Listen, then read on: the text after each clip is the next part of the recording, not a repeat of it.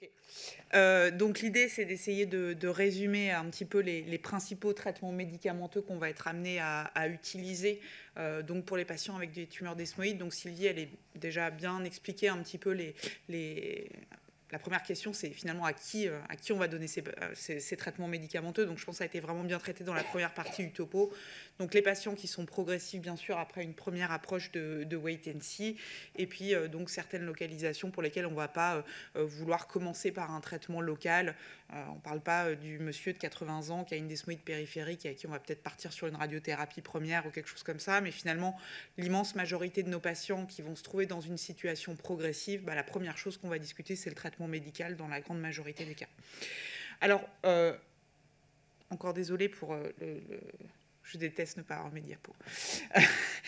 Donc, globalement, qu'est-ce qu'on a comme options comme traitement médicamenteux? Donc, il y a eu pendant très longtemps, et vous avez probablement vu tous des dossiers de patients qui ont été traités avec deux classes de médicaments qu'on retrouve beaucoup utilisés au cours dans les dernières décennies, qui sont d'une part les anti-inflammatoires non stéroïdiens. Donc, on a des patients où on voit qu'ils ont été traités avec du célécoxib pendant je ne sais pas combien de temps, ou du Sulindac, ou des choses comme ça, et l'hormonothérapie. Donc, on a tous un petit peu des histoires où on sait qu'il y a telle ou telle patiente qui a répondu sous un blocage avec une hormonothérapie type agoniste de la LHRH et tamoxifène. La question, c'est est-ce que c'est vraiment l'hormonothérapie qui a fait le job ou est-ce que c'est pas la maladie qui aurait répondu toute seule de toute façon?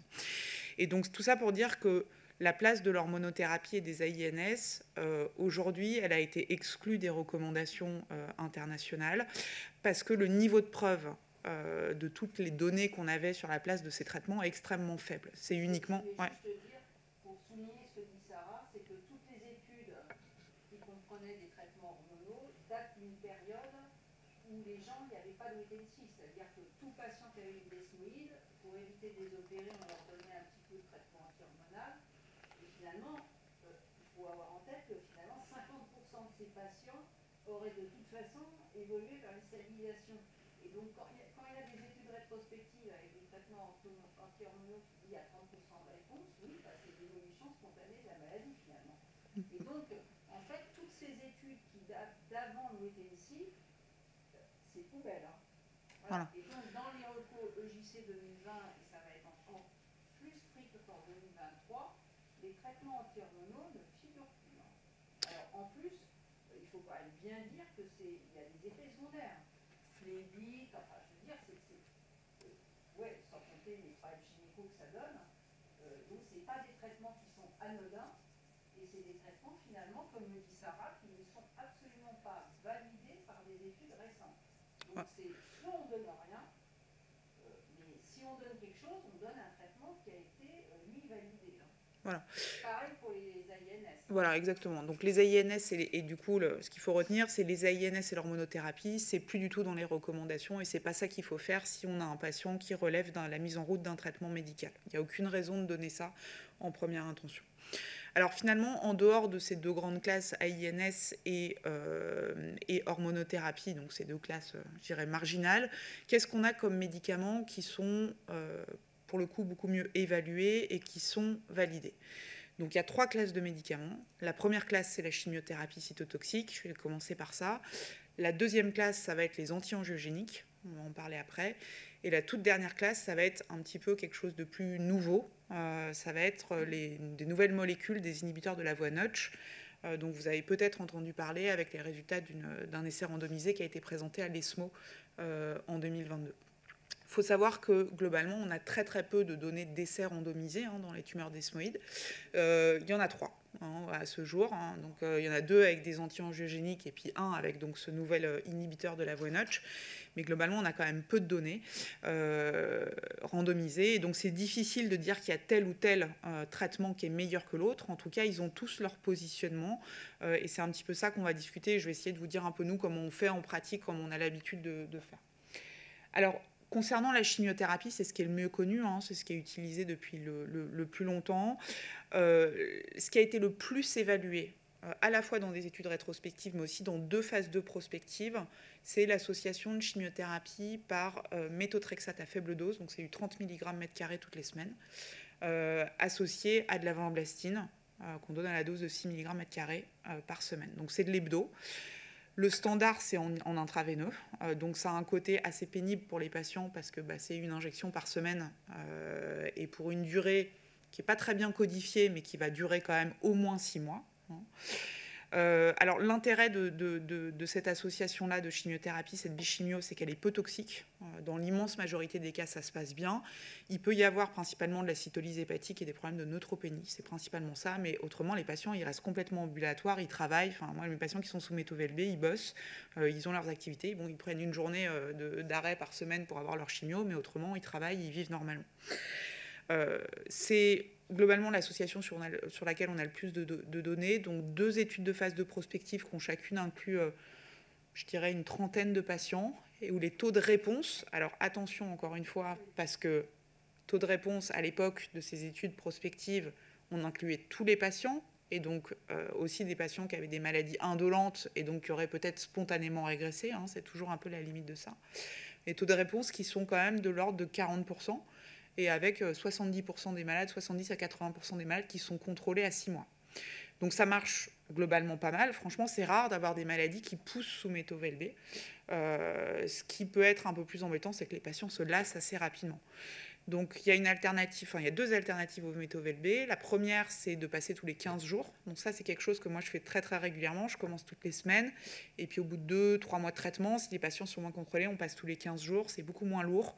Et il y a une phase 2 qui a évalué le métho-VLB prospectif, donc qui a non randomisé, qui a évalué le métho-VLB tous les 15 jours, qui donne des taux de réponse qui sont à peu près similaires à ce qui avait été vu de façon hebdo. Donc c'est vraiment une alternative. Moi, généralement, je commence de façon hebdo et je dis aux patients, si on est contrôlé après 2 à 3 mois, on pourra passer tous les 15 jours. Et bon, ils acceptent mieux l'idée d'avoir une perfusion hebdomadaire pour débuter. Il y a des patients qui ne veulent pas du tout avoir un PAC, qui ne veulent pas du tout être perfusés, qui ne veulent pas du tout venir toutes les semaines ou même tous les 15 jours pour la chimio. Et là, il y a une alternative, c'est la navelbine orale, que vous pouvez donner par voie orale. Donc c'est un schéma 90 mg une fois par semaine. Bien toléré, alors ça donne un peu de nausée, un peu de constipation, un peu de neutropénie, mais la neutropénie, franchement, elle est rare. Et ça a l'avantage d'éviter la pose de PAC, d'éviter les choses. Et il y a une étude rétrospective, du coup, c'est une étude d'Olivier Mire, qui a repris une quarantaine de patients traités avec de la navelbine orale. Et globalement, en rétrospectif, le contrôle de la maladie est à peu près similaire avec ce qu'on voit en IV. Hein. Donc c'est tout à fait une alternative que moi je propose à des patients qui ne veulent pas avoir de PAC. Et voilà. Je propose en premier le métho-VLB, mais la navelbine orale est une possibilité. En dehors du coup de ces chimiothérapies qu'on dirait plutôt un peu métronomiques, low dose, et qui peuvent être faites chez les enfants. Hein, chez les enfants, métho-VLB, c'est le standard, et pour le coup, là, ils le font en IV vraiment cadré. Il y a la place des anthracyclines. Alors, les anthracyclines dans les desmoïdes, c'est surtout la doxoliposomale, donc le KLX qu'on fait. Le KLX, c'est des fois un peu...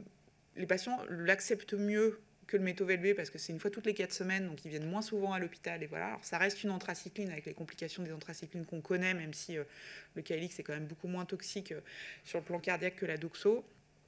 Moi, je débute d'emblée à 40 mg/m², donc avec une petite réduction de dose. Et globalement, on a l'impression que la réponse est plus rapide qu'avec le métho-VLB. Quand vous avez une maladie qui va être rapidement progressive, qui va être très, je dirais, menaçante, donc typiquement des localisations cervicales ou mésentériques, on va avoir envie de positionner plutôt les anthracyclines en première intention. Donc chez les patients qui ont des polyposes avec des grosses masses mésentériques, là on va faire du KLX en se disant on veut un taux de réponse rapide, et très souvent dès la première ou la deuxième injection on voit la réponse chez ces patients-là, alors que le métho-VLB, ce qu'il faut savoir c'est que la réponse maximum elle est à 6 mois sous métho-VLB, donc il ne faut pas être pressé sous métho-VLB, tandis que sous KLX c'est plus rapide. Il y a une seule étude rétrospective très large, mais toujours pareil, à une époque où on a fait tout le monde, et c'est l'étude du mémorial de New York. Leur étude, ils avaient pris comme objectif de regarder la réponse.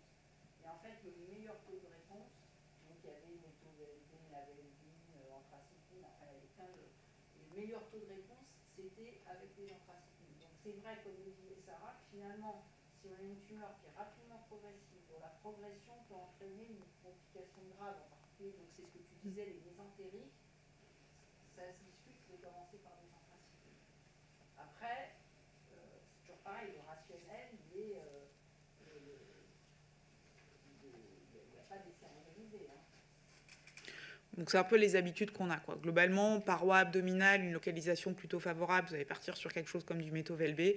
Une grosse lésion cervicale ou mésentérique chez un patient jeune qui est en forme, bah, plutôt du KLX. Enfin, en tout cas, nous, c'est les habitudes qu'on a.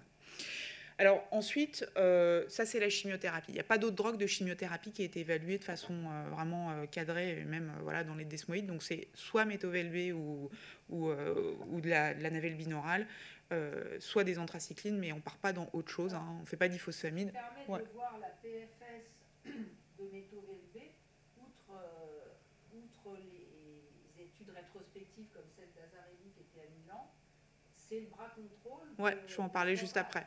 Je vais en parler juste après. Le critère d'inclusion, c'était des maladies évolutives. Bah, dans le bras contrôle, il y a une PFS qui est de l'ordre de 40%. C'est ça.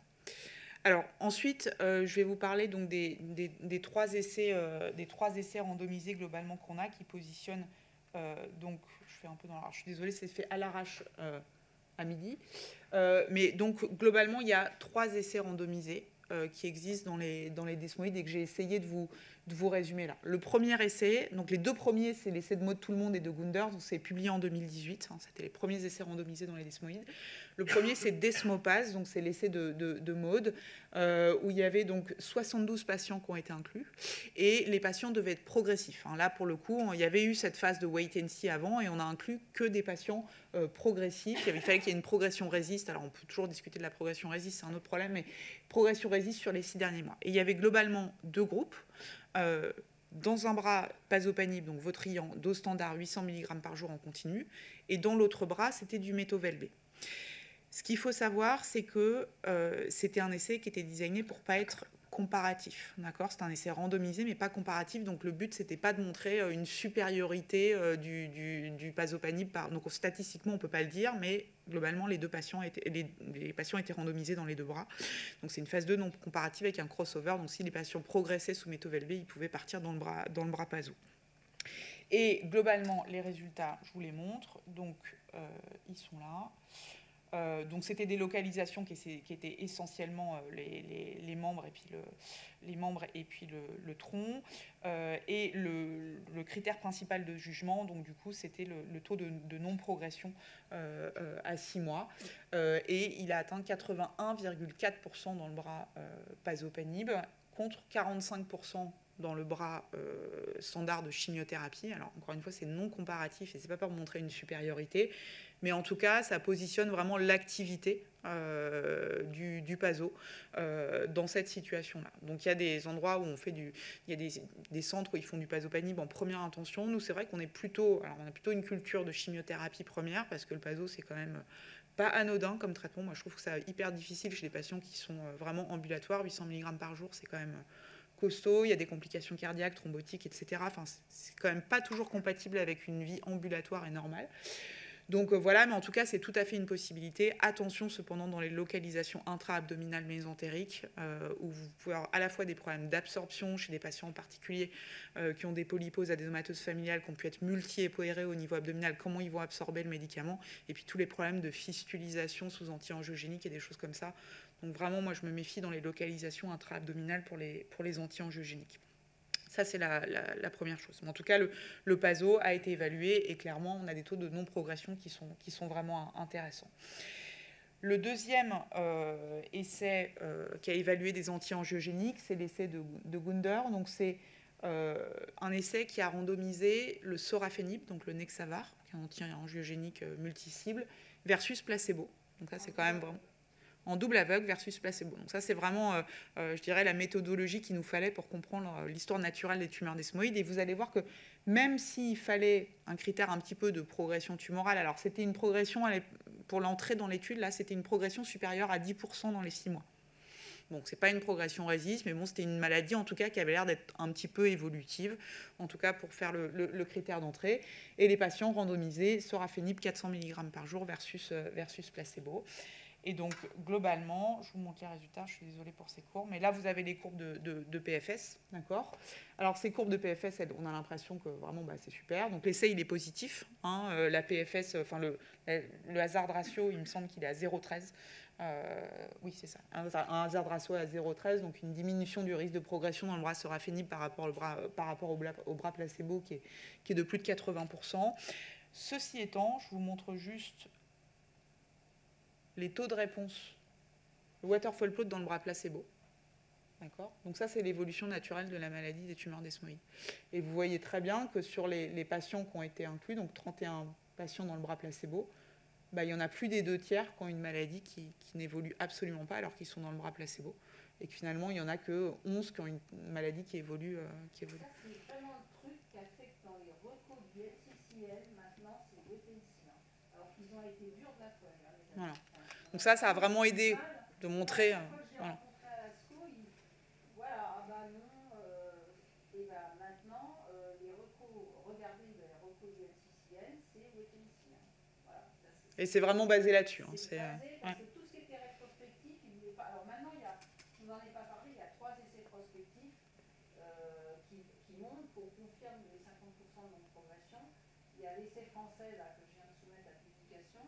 Il y a l'étude italienne qui a été publiée dans CCR et une étude hollandaise qui a été publiée dans je ne sais plus quoi. Et donc il y a 3 essais prospectifs qui s'additionnent aux études rétrospectives, plus ça. Voilà. Donc ça a été le coup de grâce pour les Américains qui étaient vraiment, au début, ils étaient insultants, pour dire les choses comme ils étaient. Ils étaient insultants. Moi, je m'étais fait insulter. Donc globalement, tout ça pour dire que les anti-angiogéniques, vous avez deux possibilités, soit le Paso, soit le Nexavar. On a plutôt une culture française suite, parce que le Desmopas, c'est un essai français de faire plutôt du Paso en France. Mais honnêtement, franchement, les données sont similaires. Le rationnel sur l'utilisation des anti-angiogéniques dans les desmoïdes, voilà, c'est les tumeurs qui sont vascularisées à la phase active, quand elles sont proliférantes. Et voilà.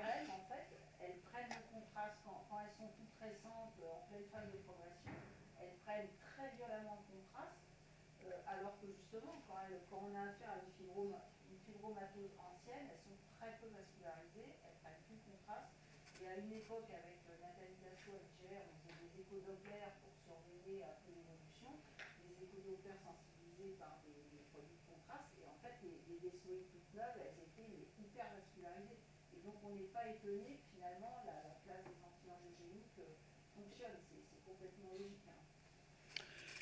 Dernier essai randomisé, donc c'est l'essai de Bernd Casper qui a été présenté à l'ESMO cette année, donc qui a évalué un nouveau médicament, donc un inhibiteur de la voie Notch, donc un inhibiteur de gamma-sécrétase qui s'appelle le nirogacesta, qui est un médicament qui se donne en comprimé par voie orale. Donc la dose standard, c'est 150 mg 2 fois par jour. C'est un médicament qui, quand on le prend comme ça, est remarquablement bien toléré, qui donne un tout petit peu de toxicité hématologique, un tout petit peu de toxicité digestive, mais je vais vous dire après le point un peu sur lequel il faut qu'on soit très vigilant. Et donc ce médicament a été comparé à un placebo, pareil, dans des tumeurs desmoïdes progressives, 142 patients. Donc là, il fallait vraiment une progression résiste dans les 6 mois avant. L'essai, les données sont très jolies. Je suis désolée parce que je n'ai pas les courbes, j'ai pas pu vous mettre les courbes, je n'ai pas eu le temps de les récupérer. Mais globalement, le hazard ratio, il est à 0,29. Donc ça fait une réduction du risque de progression qui est de l'ordre de plus de 70%. Et un taux de réponse sous traitement qui est 41% dans le bras, de plus de 40% dans le bras nirogacesta versus 8% dans le bras placebo. Donc là, on avait moins de maladies spontanément régressives que dans l'essai du sorafenib, mais il y en avait quand même 8% dans le bras placebo de vraies réponses résistent. Donc le point vraiment important, c'est qu'on a noté chez les patients qui ont été inclus une toxicité qui n'était pas attendue, qui est celle en fait d'une dysfonction ovarienne relativement sévère. Alors globalement, les cycles menstruels s'arrêtent complètement sous le nirogacesta, et en fait chez un certain nombre de femmes jeunes, ils ne sont pas revenus même plus d'1 an après l'arrêt du traitement. Donc on a peu de recul encore aujourd'hui, mais il se pourrait qu'il y ait une toxicité ovarienne relativement sévère, sachant que cette maladie touche essentiellement des jeunes femmes en âge de procréer, c'est un vrai problème, alors que par ailleurs on est sur une maladie qui dans la majorité des cas ne va pas être une maladie mortelle. Donc voilà, donc il y a un espèce de warning là-dessus, ça va nécessiter plus de recul, plus de patients. Est-ce que ces patients ils récupèrent un fonctionnement ovarien normal à 2 ans du traitement, 3 ans du traitement? Ça, c'est beaucoup trop tôt pour le dire. Mais en tout cas, ça refroidit beaucoup les pédiatres pour l'utilisation de ce type de médicaments, en particulier chez les enfants, parce qu'il y a quand même des desmoïdes chez les enfants. Voilà. Donc en conclusion, je suis désolée pour ces diapos, et en conclusion, c'était pour dire... on a le choix, on a de la chimiothérapie, c'est ce qui a été le plus évalué, ce qu'on connaît le mieux. Les anti-angiogéniques, c'est tout à fait validé. Et le nirogacestat, ça a l'air prometteur, mais attention sur les toxicités qu'on ne connaît pas encore très bien. Voilà. Je ne sais pas si vous avez des questions.